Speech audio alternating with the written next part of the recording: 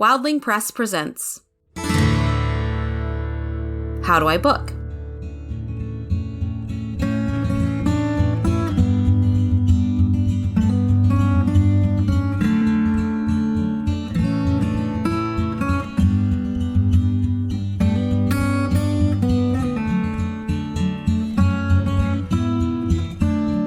Welcome to How Do I Book by Wildling Press. We like to chat about book writing, book publishing, book marketing, and of course, book reading. We're trying to help new and experienced authors develop their craft, widen their perspectives, and learn to get a little wild every once in a while. I'm Mary-Peyton, and today I have a very special guest with me. Jamie Zaccaria is the author of Lavender Speculation, a collection of queer horror short stories that would have made Shirley Jackson so proud. Thank you for chatting with me today on this very spooky episode, Jamie. Hi, thanks for having me. Yeah, of course. And Jamie's book, Lavender Speculation, came out 2 weeks ago now on October 17th. So very exciting. If you haven't gotten a copy yet, go to bookshop.org. I think they actually have it on a sale right now. Jamie's here to chat with us about one of my favorite short stories of all time, The Lottery by Shirley Jackson. Just to give you guys a little bit of background, Shirley Jackson is a renowned horror and short story author who published most of her work in the 1940s, but it's still incredibly relevant today. Some of her most famous works are We Have Always Lived in the Castle. If you haven't read that, you have to. It's a pretty short book, great for this time of year, the spooky season. And then The Haunting of Hill House, which has been made into lots of movies and TV shows. And then the short story we're talking about today, of course, is The Lottery. It was first published in 1948, and it's one of the most well-known horror short stories of all time. Probably one of the most well-known short stories in general of all time, I'd say. And we might have to spoil in order to talk about how great this story is, because a lot of the spookiness comes with a twist at the end, near the end. So if you haven't read this book, this story, please pause this episode and go read it. It's very short, very good. And you will not regret it, I promise. No, and we can't talk about it without spoiling it. It'd be impossible. So it really is, yeah. All right, so you've all been warned. Pause, go read it. Okay, so we'll do a little summary just to start off for anyone who, I know for me, it had been a while since I'd read it. I read it in school, probably in high school for the first time, and then again in college. What about you for the first time, Jamie? Do you remember? I think it was high school. I have a terrible memory, so, but I'm pretty sure it was in high school, yeah. All right. So The Lottery takes place in a village, like a general village.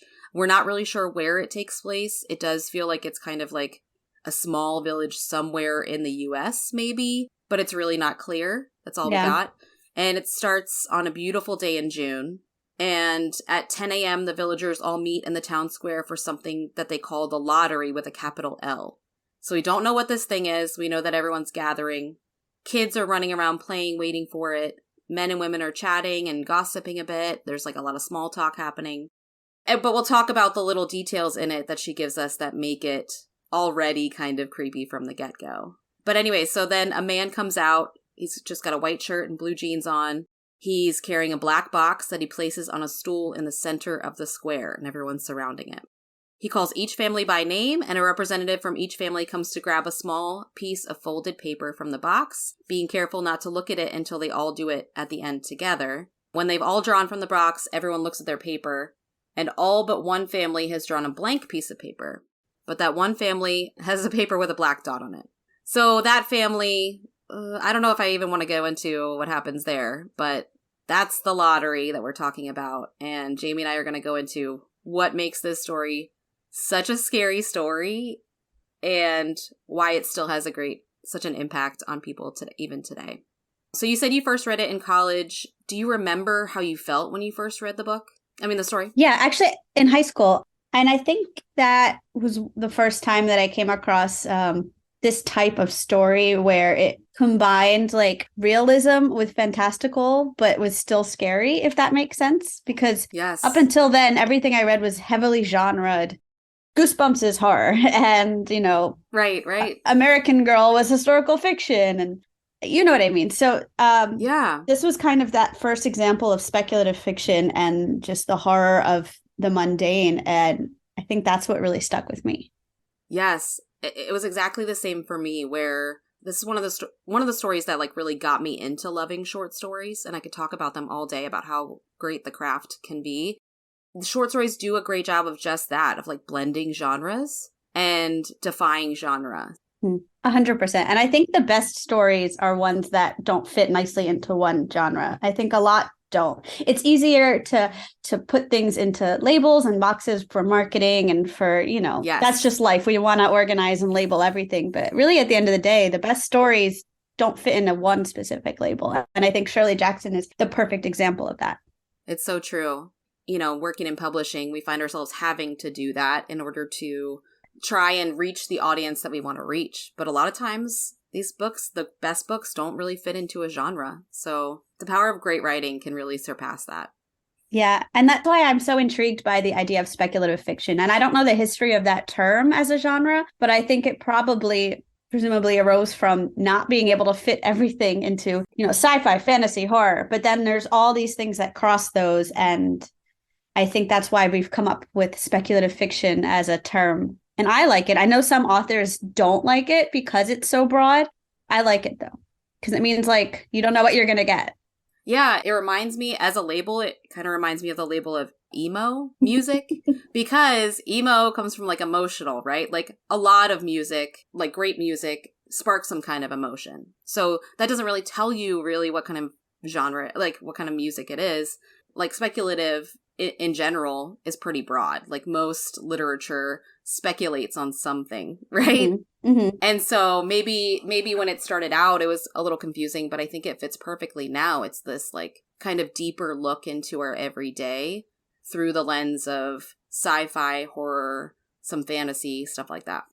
Yeah. I think that for so long, genres such as horror and fantasy and sci-fi were considered not intelligent, not academic, not literary. They were looked down on. And I think now that we've come to realize that you can tell the same wonderful messages and that the writing and these genres are just as good as literary fiction, I think the term speculative fiction helps to elevate these genres a little bit. Mm-hmm. Granted, someone like me who always reads horror is not going to see a horror book and assume it's anything less than a literary fiction book. But the general reader who doesn't have experience with it might. So right. Maybe we've come up with this term to kind of give it the recognition it deserves. I like that a lot. Yeah, I hadn't thought about that, but that's a really good point.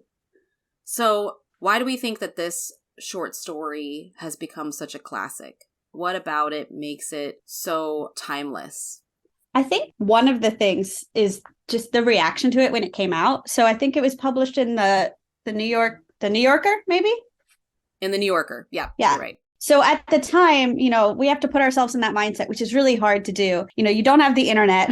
And so everybody who read this was reading it in the paper and had strong feelings. And I think up until that point, and maybe even beyond, it became one of the most responded to stories. People were writing in to New Yorker and to Shirley Jackson about their feelings, positive and negative, about the story. So it caused this like stir, this huge emotional response in people. And I don't know, the attention span now, I can't imagine taking the time to write a handwritten letter to a magazine or a newspaper about a story. But imagine the emotions that you have to feel to be able to do that. Right.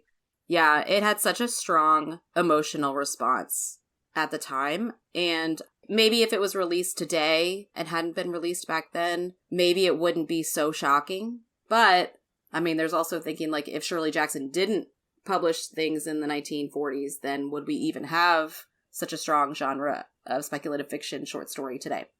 Absolutely. She's especially influential in how we talked about mixing genres because, for so long, if you were reading horror pulp stories, you were reading them in niche magazines and you were probably a 13-year-old, they weren't considered like classy. Housewives weren't reading those. And maybe they were, but, they wouldn't talk about it. But Shirley Jackson allowed for horror and spookiness to be cool, to be academic, to be intellectual. Yeah.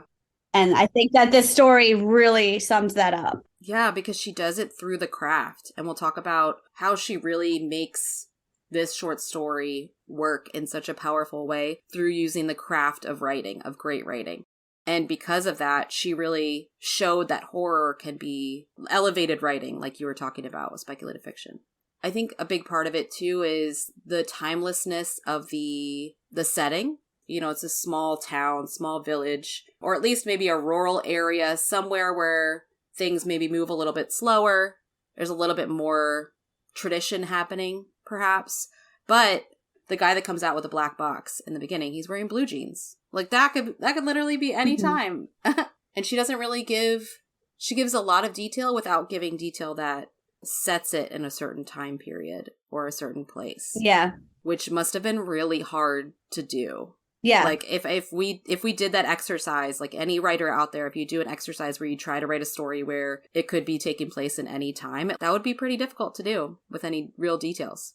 Yes, she does it so well. And she even mentions how the villagers have been doing this for so long. And they say even the original black box was missing, but they still knew that they had to use stone. So she puts the way she writes makes you know that this has been happening for a long time. It's steeped in tradition, but still could be today. It could be 10 years ago. It could be 10 years from now. Yeah, absolutely. Yeah, so let's talk about the themes of the story a little bit. Part of the reason that that the story is timeless is that she uses themes that are pretty timeless, that could be relevant really in any time period. First of all, the theme of fear. And this one seems pretty obvious. It's a horror short story, right? But if you didn't know that going in, you would still understand that there's this underlying theme of fear and the way that humans react to it, this like tension and nervousness. And then, of course, the end creates a lot of fear too. And then the theme of following tradition for tradition's sake, which I feel a lot currently in 2023. This idea of like, a lot of people who just want to keep things the way they are to be comfortable. The idea that we've been doing things this way for a long time, and because of that, we shouldn't change it, which is such a frustrating argument to try and have with people. But that's another one. And then the third one that I found was the human desire to go along with the group, to belong, to try to not ruffle feathers, to do anything outside of the rules. Yeah. Even if those rules seem bizarre or unnecessary, that human desire to not stand apart from the crowd. Yeah. And the randomness sometimes of persecution, right? And this book hits it on, is very on the nose, and that's the point, the story rather. But like when you look back in history, Jews have been persecuted, witches have been persecuted, people of color have been persecuted. When you look at the whole line of history, it's random. And this story takes it and makes it random and says, look what we do. This is how silly it is to try to assign a reason why we're persecuting people. Yeah. It's as random as pulling out a piece of paper with a black dot on it. There is no reason that the ending should have happened to this random family, this person. But it's apparently the way that things have been, and so they continue to do it. Who knows why? We talked a little bit earlier about the horror in the mundane. You mentioned that earlier. And I love that because that is such a strong element of what Shirley Jackson does so well. We Have Always Lived in the Castle does a similar thing where she can take these everyday small details and still give them this creepiness and this tension that builds up throughout the story. And so many of her short stories, besides The Lottery, rely on that same tactic, where it's just a normal, boring situation, but with a little bit of what if thrown in. And it makes you really contemplate your own like internal monologue and your own intrusive thoughts that come through. Because a lot of times it's like, oh, well, just like, what if I was like, oh, what if I just like lost it a little bit? Like when you're doing the dishes or something. Yeah. And a lot of her characters are just boring. They're boring everyday people. And I think that's what's so scary about it is like, that could be me. That could be my neighbor. That could be my friend. And like, maybe there's horror inside all of us. Ooh, I love that.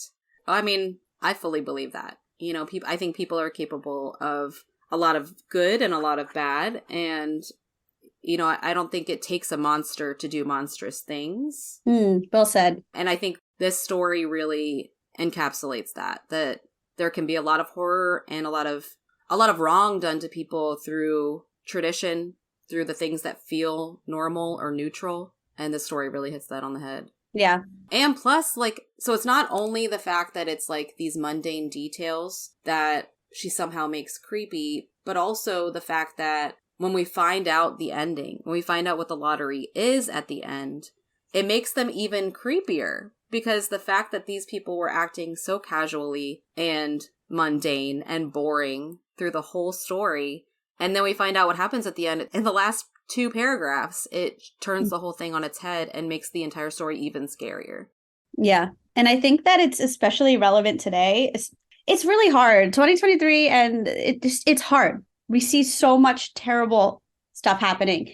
And you want to care and you do care, but at the same time, you can't not live your life. Like, I still have to go do laundry, even though there's terrible things happening in the world. So the way that I relate to the characters in this is the most terrifying part. Yes. It's like, oh, another mass shooting. Okay, gotta go send some emails for work. It's just mind-blowing, the way of the world.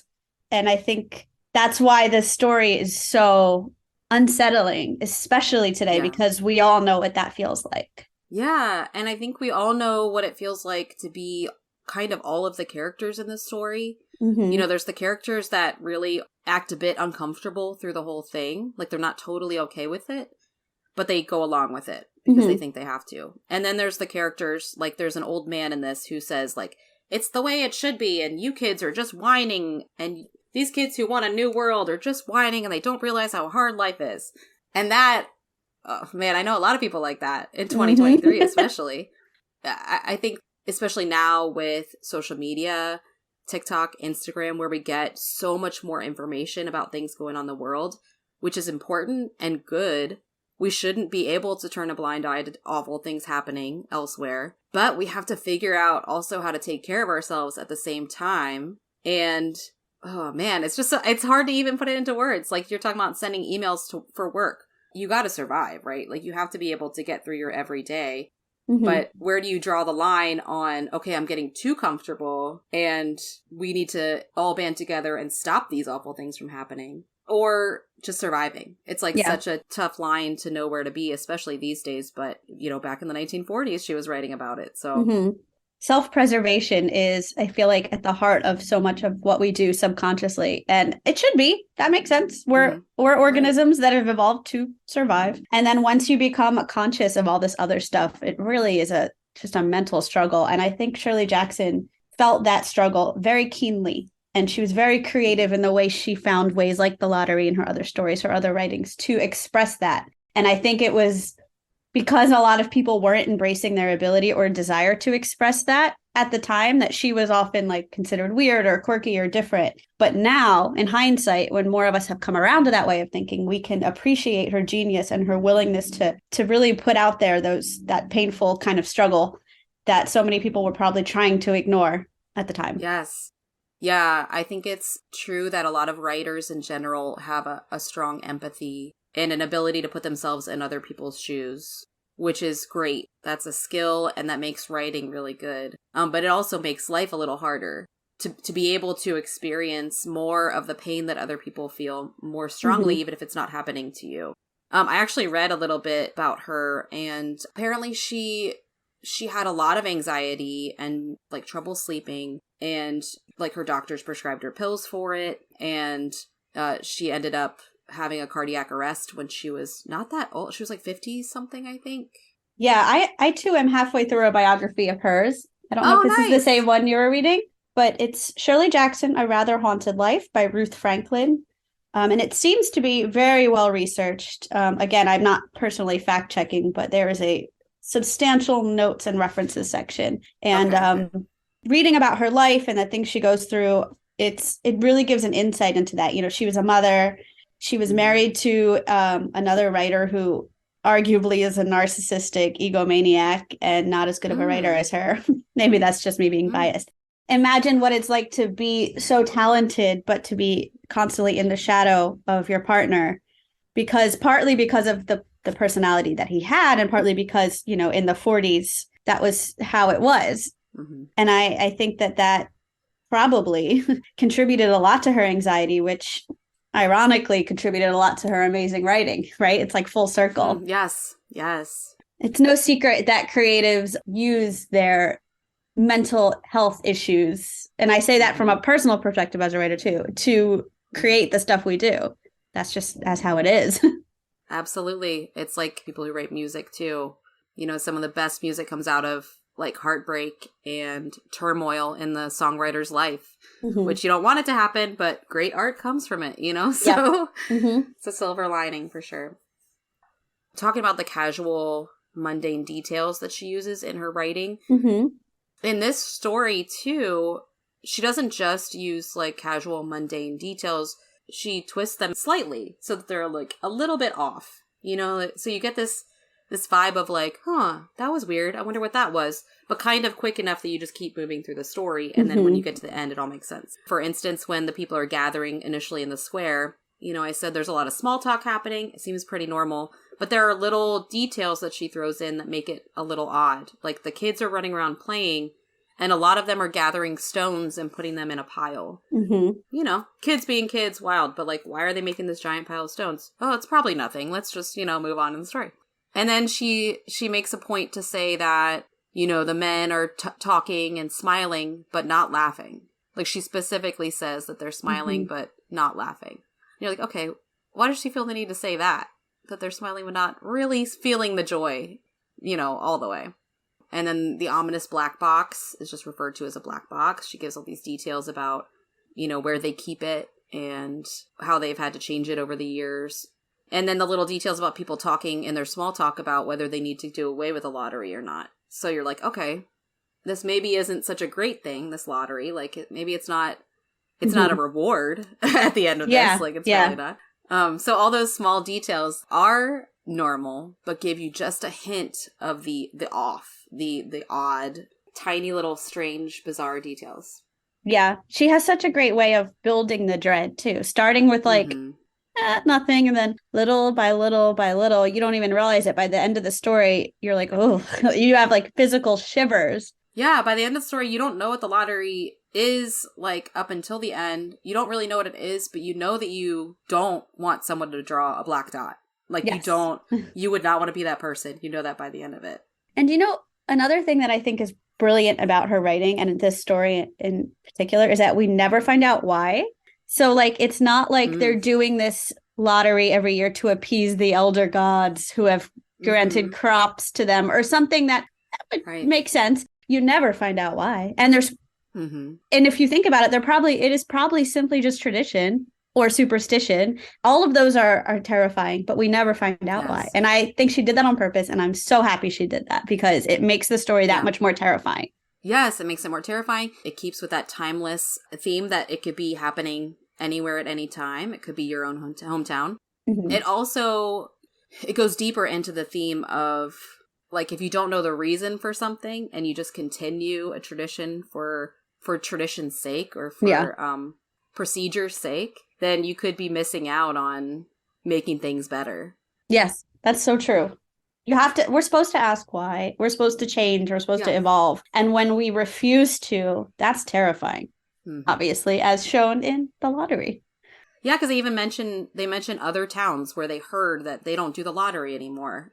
We get the idea that it's not necessary, at least anymore. I don't know a situation where it would have been, but at least at some point it started because they felt it was necessary, I guess. And they hear about these stories about other towns where it's not happening anymore. And this older man who has been through the lottery many, many years, he's like, no, we're not going to change it. Those are just kids being kids, trying to change things and ruin what we've got going on. You know, that same mentality that we see all the time. I know. I think that there are 1,000 different reasons why we can relate to those, and 1,000 different types of people who can relate to that. But, you know, speaking from my personal experience as a queer woman, it's like, oh, yes. Oh, well, you shouldn't be allowed to get married because it's always just been that way. You know, they can make that argument about anything, and it's so detrimental to progress. And here we go with the very on the nose, but importantly so, example of it. Yes, exactly. So, Jamie, your book, Lavender Speculation, is a collection of short stories, speculative fiction stories, including some horror, a little bit of like sci-fi, fantasy, witchy stuff. Why did you choose short stories yourself? That's a great question. So I think for me, I write how I feel. And a lot of times it's like bursts of intense emotion. And then when it's done, I'm done. And then the story's done. And I don't necessarily want to have to explain where or how those things came about. So that's why a lot of times my stories really don't have beginnings or endings. They just are. They just exist as they are. And I do think that a lot of times less is more. And I wish I could say that I did that on purpose because it's like a craft thing. I don't think I'm at that point as a writer, but I think that a lot of people who are, for example, Shirley Jackson, understand less is more when it comes to horror or when it comes to telling these stories. And sometimes if you don't leave enough for your reader to imagine, they'll forget about you. Yeah. There's a reason that short stories, even if you read them and you think, oh, that was pretty good, and don't think much of it, a great short story will stay with you. You'll continue to think about it for days, for months, for years afterwards. Mm-hmm. First of all, short story writers, the great ones, are really good at that show versus tell. You know, as publishers and editors, we talk about it all the time. Writers, you hear that all the time. When we read a story, we want to read the story happening. We don't want to really, depending on the genre, of course, we don't want to hear, you know, the author's analysis of it, really. We want to watch the story unfold and be able to have something to think about later ourselves, right? Mm-hmm. So short stories are such a great example of that because they really, like you said, your stories don't tend to have a beginning or an end. That's, to me, that's like an ideal short story. That's what it should be. It should be this like glimpse, like you're looking through the keyhole for a few minutes at someone's life or some world that's been happening both before the story and after the story. But you just get this little glimpse of it, and it gives you just enough to understand what you need to understand, to know what the story is about. And then, you know, create your own theories and ideas about what it might mean and what the themes are and the messages. I think that's like the ideal short story setup right there. Yeah, and I think that's because Shirley Jackson's just so excellent at doing that. And you read through her collections, it's like, yes. Yeah. She's definitely an inspiration of mine, and she's my favorite author. So I'm biased, but oh, she's your favorite author, like, of all time?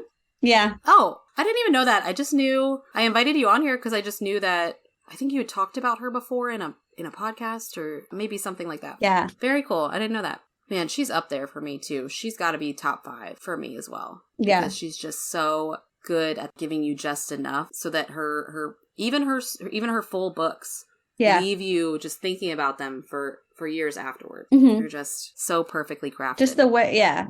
Oh, I think Hill House is one of the most brilliant pieces of literature we've ever written. Yeah, absolutely. I wish we had more from her, honestly. Like, there's definitely more of hers that I haven't read yet. Apparently, she wrote some either essays or pieces about raising children. I don't know if you've read those. Those are the only ones I haven't read yet. And they're called things like How to Raise Demons or something like that, like Raising Savages or something like that. I can't remember what they're called, but they sound snarky, and I want to read those. Yeah, I haven't gotten to those yet. Maybe because I don't have children and I haven't made those a priority. But A Bird's Nest is one of the first depictions of, you know, someone with that. I don't want to spoil it. The certain mental disorder that the person in that book was going through. We've seen it 100 times now, but when it came out, it was like one of the first times anyone had ever talked about it. The Sundial, which is really just kind of like it's like the lottery in that she just builds dread. Yeah. Like dread is the word I keep coming back to with Shirley Jackson's work. She builds it without saying the characters are feeling that way, but you know it. And you feel it in your bones when you read what she's writing. Yeah, honestly, any writers out there, it doesn't matter what genre you write in or what length of book you like to write, read Shirley Jackson because she is such an excellent example of good writing for any genre, just in the craft in general. Every single line in her stories and her books is important. There's no fluff, nothing extraneous. It all builds and matters to the story. And that's hard to do. Yeah. Okay, do you have any other short stories or creepy short stories specifically that you would recommend since it's Halloween? Oh gosh, there's so many. Yeah. I haven't read it yet, but I picked up a collection that I'm very looking forward to reading. It's called Never Whistle at Night, and it's a collection of Indigenous dark fiction. Ooh. So I just got my copy because it's really new, and I'm really excited to read it. The reviews are great. I like that they call it dark fiction, too. That's a kind of like speculative fiction in that like it gives you exactly what you need to know about what the stories are going to be like, but it still leaves it broad enough that it can be about a lot of topics. If you can email me, honestly, the title and stuff so I don't forget it, I would love to also, I'm going to see if my library has that book, too. Yeah, it's like I said, it's pretty new. I just got my copy. I'll send that to you. If anyone out there, any listeners have any recommendations too, definitely shoot us an email and let us know what your recommendations are. Because especially this time of year, I want to get into some spooky short stories. That's for sure. Yeah, actually, no, now that you mentioned that, there was another one I want to bring up. So Amazon, or Audible rather, did this collection of short stories with like an animalistic trend. And the one that really I loved so much, I haven't read them all, but this one that really stood out to me is called Bloody Summer. It's by Carmen Machado, who you might know because she wrote Her Body and Other Parties, which is a wonderful collection. And then this collection, and then I think Audible has another collection of short stories that they just came out with. But I was happy to see the diversity with the authors contributing to them. Yeah, so Bloody Summer was amazing. Definitely read that one. Okay, got it. Is there anything else, Jamie, that you want to say about the short stories or your favorite author? I love that people are more embracing short stories more now than they have. And so for those who haven't yet, just give it a try. And if you're going to give it a try, start with The Lottery and you will not be disappointed. Yes. It'll take you 10 minutes maybe to read it. And you won't stop thinking about it forever. Yeah, absolutely. And remember, there's nothing scarier than censorship. So this month, make it a point to visit ALA.org. That's the American Library Association. Penn.org, and your local library to find out how you can fight the terrifying rise in censorship across the U.S. And that's how you book. This episode was recorded and edited by me, Mary-Peyton. Our logo was designed by Michael Hardison. Our theme music was produced by Jason Hilton at Negative Selections on Instagram. Visit us online at Wildling Press on social media or at wildlingpress.com.